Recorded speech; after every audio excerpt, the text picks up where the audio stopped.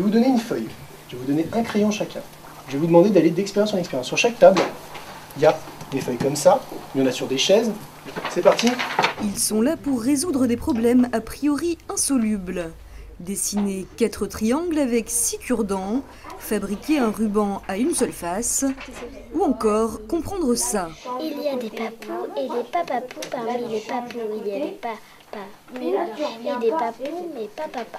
Complexes, ces énigmes laissent souvent perplexes, même les plus grands. J'accompagne les petits, je me suis fait coincer. Et du coup, je me rends compte que je comprends rien. Et pourtant, en prenant le problème autrement, on finit par trouver. Avec un peu d'aide parfois, ici celle de Fabien de l'association Les Atomes Crochus.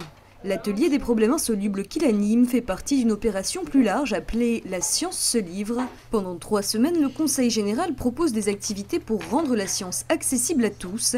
Cette année, les participants peuvent découvrir autrement les mathématiques, bête noire de tant d'écoliers.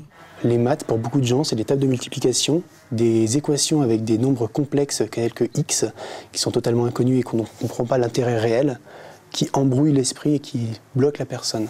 Alors que les maths, au final, on en a tout autour de nous au quotidien, on en a partout dans tout type d'objets.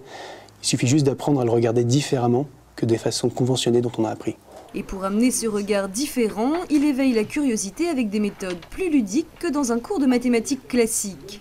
C'est pas comme à l'école, on peut marcher, on peut discuter entre nous. Et là, il y a d'autres personnes qu'on n'a pas forcément à l'école. Il y a des constructions à faire, des cure-dents, des énigmes aussi. Je trouve ça plus amusant. Chaque enfant a besoin d'une pédagogie différente. Pour l'instant, on propose une pédagogie via l'école pour les maths. Moi, j'en propose ici 3 ou 4 différentes. Chaque enfant a les choses qui lui conviennent, va chercher ce qui lui convient et comprend les choses à sa façon, ce qui est beaucoup plus productif à mes yeux. Et comme chacun aborde les choses différemment, il y a souvent une multitude de solutions que l'on échange en groupe à la fin de l'atelier. C'est ainsi que la science se livre.